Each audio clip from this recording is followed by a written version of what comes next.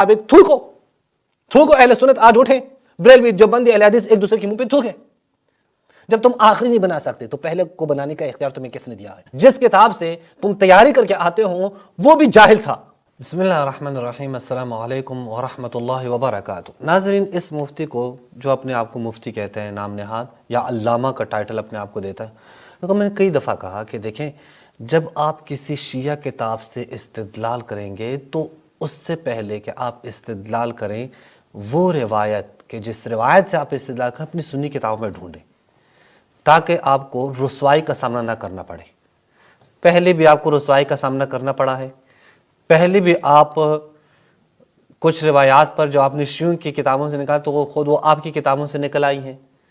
اب آپ نے اپنے وہی حرکت آپ نے چونکہ چھوڑی نہیں، چونکہ پڑھتے تو آپ ہیں نہیں، کسی اور کتاب سے جو شیعوں کے خلاف لکھی گئی ہیں، وہ بھی آپ کی طرح جنہوں نے اپنی کتابیں بھی نہیں پڑھی ہیں، جن کو معلوم ہی نہیں ہے، انہیں کتاب لکھی ہے، وہیں سے آپ پڑھ لیتے ہیں، وہیں سے آپ آگے کہتے ہیں یہ دیکھیں شیعہ کتابوں میں یہ فلاں بات موجود ہے، حالانکہ تمہیں پتہ ہی نہیں یہی حدیثیں تمہاری کتابوں میں بھی موجود ہیں۔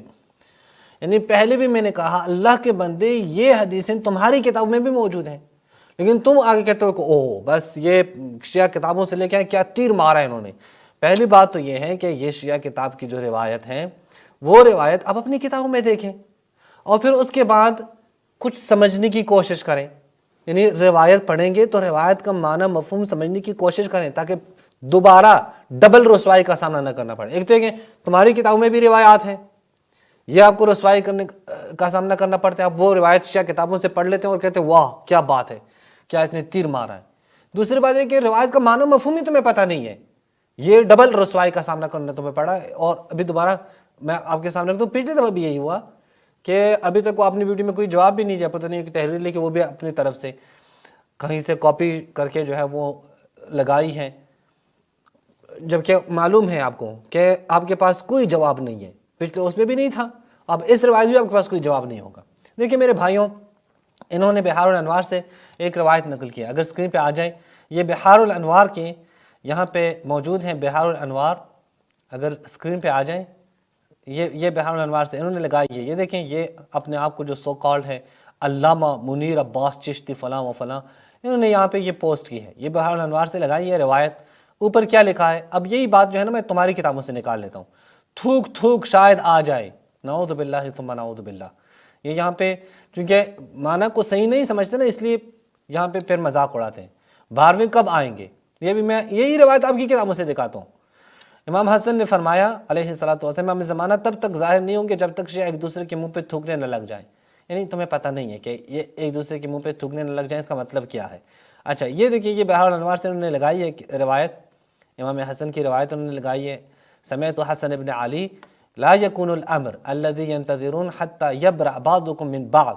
یہ امام علیہ الصلوۃ والسلام نے فرمایا ہے کہ امام کے ظہور، 12ویں امام علیہ الصلوۃ والسلام کا ظہور تب ہوگا جب تم ایک دوسرے سے براءت کرو گے، جب تم ایک دوسرے پہ لعنت کرو گے، جب تم ایک دوسرے کو کذاب کہیں گے، یعنی ایک دوسرے کو جھٹلائیں گے، ایک دوسرے کی قدر و قیمت نہیں کریں گے، ایک دوسرے کو برا بھلا کہیں گے، حالت یہ آئے گی۔ اور یہ بات میں اپنی طرف سے نہیں کروں، اس کا کیا معنی ہے کہ ایک دوسرے کے وجوہ پر تھوکیں گے، اس کا مطلب کیا ہے؟ یہ بھی مولوی تمہارے سنی کتابوں سے ابھی پیش کر رہا ہوں، یہ بھی تمہارے سنی کتابوں سے پیش کر رہا ہوں۔ پہلے تمہیں یہ روایت ابھی آپ کی کتابوں سے پیش کرتا ہوں، پھر یہی بات وہاں کریں۔ پھر یہی ایک تو پہلے ہم آپ کو کہتے ہیں کہ ہم تو قائل ہیں کہ امام مہدی علیہ الصلوۃ والسلام اللہ نے بھیجنا ہے، امامت اللہ کی طرف سے ہے، تمہارے ہاں تو یہ نظریہ نہیں ہے، تو ہم تو کہتے ہیں تو کیوں آپ لوگ جمع نہیں ہوتے، امام مہدی کو کیوں معین نہیں کرتے، کیوں اعلان نہیں کرتے؟ تم کہتے ہو شورا کے ذریعے سے ہیں، اجماع کے ذریعے سے ہیں، فلاں کے ذریعے سے ہیں، اہل حل و عقد کے ذریعے سے ہیں، یہ ہے وہ ہے، تو جس کے ذریعے سے وہ بھائی جو طریقہ اپنانا ہو تو تمہارے ہاتھوں میں ہے نا، اللہ کی طرف سے تھوڑی ہے، تو جمع ہو جائے نا، امام مہدی کو معین کریں۔ یہ تو ہم کہہ کے تھک گئے ہیں، ایک طرف سے کہتے ہیں امامت اللہ کی طرف سے نہیں ہے، دوسری طرف سے امام مہدی کے انتظار میں بیٹھے ہیں کہ اللہ بھیجے گا، تو خود معین کریں امام مہدی کو۔ پہلی بات تو یہ ہے تاکہ آپ کو کچھ بھی ضرورت نہ پڑے۔ اب اہل حل و عقد کے ذریعے سے ہو، شورا کے ذریعے سے ہو، اجماع کے ذریعے سے ہو، جس کے ذریعے سے بھی ہو، بھائی جو طریقہ آپ لوگوں نے اپنانا ہے معین کریں تاکہ رافضیوں سے بھی آپ کی جان چھوٹ جائے، دنیا میں بھی عدل و انصاف کا نظام قائم ہو جائے۔ لیکن نہیں کریں گے، وہ بھی نہیں کر نہیں سکتے، یعنی آخری پہ آ جاتے ہیں تو انتظار کرتے ہیں کہ وہ امام مہدی کو اللہ بھیجے گا، پہلے کو معین کرنے میں یہ خود آ جاتے ہیں، اہل حل و عقد و فلان و شورا و یہ اور وہ، پھر سارے طریقے وہاں پہ لے کے آتے ہیں۔ جب تم آخری نہیں بنا سکتے تو پہلے کو بنانے کا اختیار تمہیں کس نے دیا ہے؟ اچھا، اسی کے بعد آپ دیکھیں کہ یہ روایت، جس روایت کو آپ اپنے اس پہ لگا کے پوسٹ لگا کے اس کے مذاق اڑا رہے ہوتے ہیں، اب یہ روایت میں تمہاری کتابوں سے دکھا رہا ہوں۔ یہ کتاب الفتن دیکھیں جی، یہ کتاب الفتن آپ دیکھیں، یہ تمہارے حافظ پتہ نہیں ابن حماد ہو یہ اور وہ، ان کی کتاب ہے، مشہور کتاب ہے آپ کے، تحقیق سمیر بن امین الزہیری نے کی ہے، مکتبہ توحید قاہرہ سے یہ چھپی ہے۔ اس کے صفحہ نمبر 333 پہ آپ دیکھیں، عن علی علیہ الصلاۃ والسلام، یہ امام علی علیہ الصلاۃ والسلام سے ہے، لا یخرج المہدی، امام مہدی ظہور نہیں کریں گے حتی، دیکھیں یخرج لکھا ہے، یولد نہیں لکھا ہے کہ امام مہدی پیدا نہیں ہوں گے، نہیں پیدا ہوئے ہیں، ظہور کی بات ہو رہی ہے۔ لا یخرج المہدی حتی یبصق بعضکم فی وجہ بعض، یہاں تک کہ تم میں سے بعض دوسرے کے چہروں پہ تھوکے نہیں، جب تھوکو گے تب امام مہدی ظہور کریں گے۔ سیم وہی روایت تمہاری کتابوں میں موجود ہے۔ اللہ کے بندے کچھ پڑھا کریں، پہلے بھی کہا ہے جہالت مت دکھائیں، کچھ پڑھا کریں، کچھ پڑھا کریں، اور سند کے اوپر بھی اعتراض کی کوشش نہ کریں، اس کی سند کے اوپر، وہ تمہارے مولویوں نے اس کو صحیح مانا ہے، صحیح ہے۔ میں بھی ایک کتاب سے دکھاتا ہوں، پھر اگر آپ کو شوق ہو تو مزید کتابیں اس کے اوپر میں لگا دوں گا کہ یہ روایت تمہارے ہاں ٹھیک ہے، بے فکر ہیں، آپ کے مولویوں نے اسے استدلال کیا ہے۔ اب مثلا میں دکھا دیتا ہوں ایک دیوبندی عالم سے، عقیدہ ظہور مہدی احادیث کی روشنی میں، ڈاکٹر مفتی نظام الدین شامزئی شہید، یہ بڑا جو ہے نا، اس نے کئی لوگوں کو قتل کیا ہے، یہ قتل ہونے کا سبب بنا ہے، یہ شامزئی جس کا نام ہے، سوات سے اس کا تعلق تھا، اور بہت پاکستان میں دھماکے، پاکستان کے بد امنی میں اس کے فتوے کا کردار ہے، یہ انشاءاللہ کبھی موقع ملے تو ہم دکھا دیں گے آپ کو۔ اس کتاب کے صفحہ نمبر 75 پہ آپ دیکھیں، عقیدہ ظہور مہدی احادیث کی روشنی میں، یہاں پہ وہی روایت، عن علی قال لا یخرج المہدی حتی یبصق بعضکم فی وجہ بعض، دیکھیں کنز المال سے انہوں نے نقل کیا، لیکن اصل روایت کیا الفتن میں ہے۔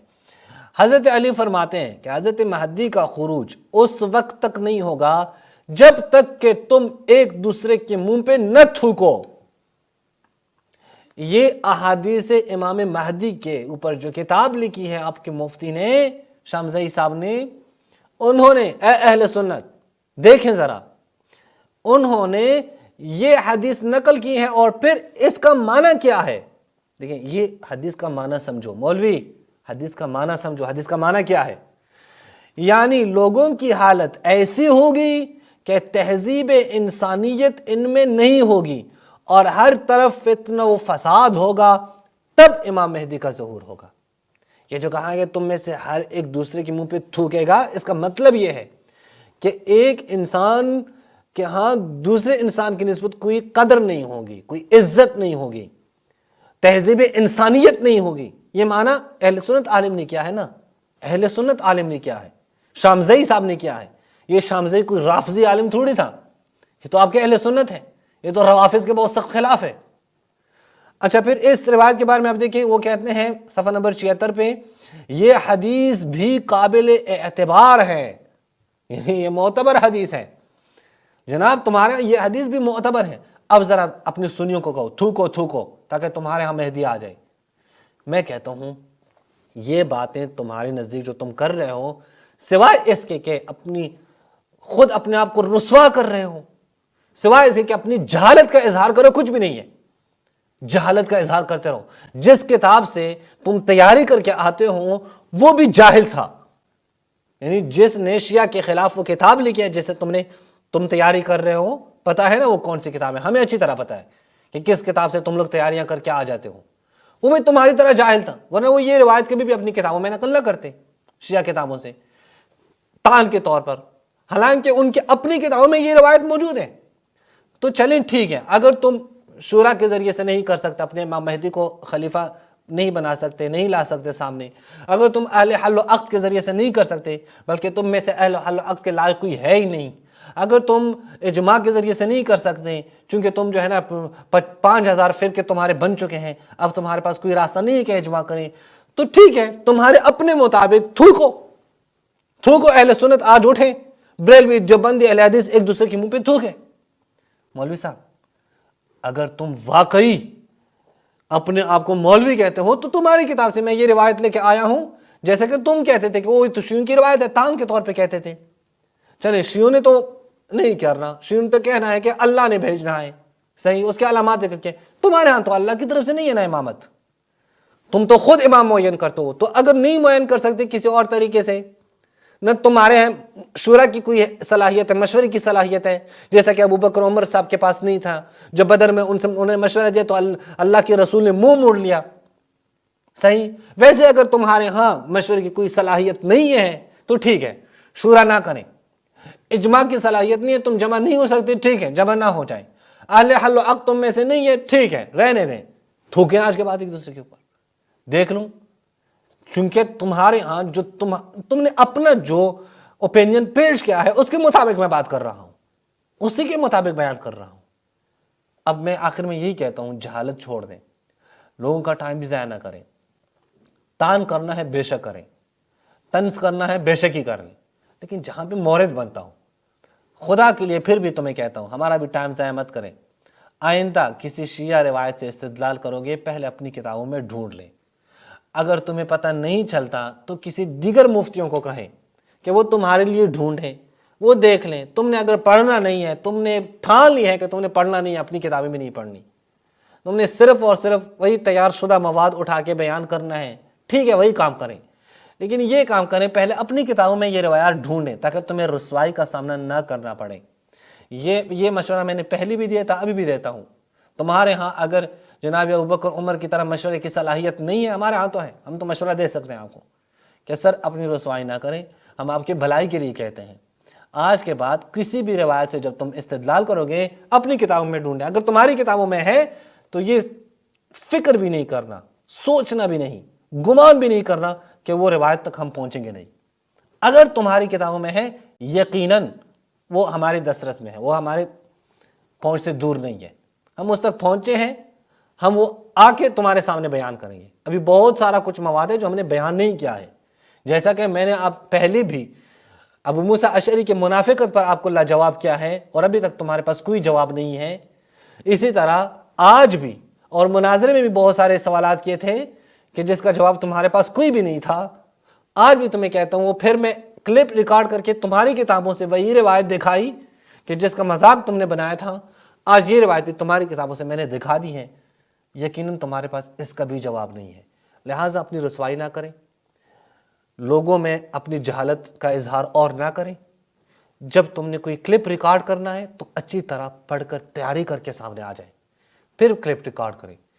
ऐसे अगर शोहरत मिलती ना बड़ी आसानी से, तो हर एक मुफ्ती जो है, जो अपने आप को मुफ्ती कहता है, वो इस वक्त मशहूर हो चुका होता। इस तरह की शोहरतें नहीं मिलती सर। और अगर आपने शोहरत पा भी ली ना, तो तुम्हारी इस शोहरत को हम एक चुटकी में ख़त्म कर सकते हैं। और लोगों को पता चल गया है तुम एक जाहिल इंसान हो, जहालत का इजहार करते हो, खुद अपने आप को रुसवा करते हो, तुम्हारे पास कोई जवाब नहीं रहता। अस्सलामु अलैकुम व रहमतुल्लाहि व बरकातहू।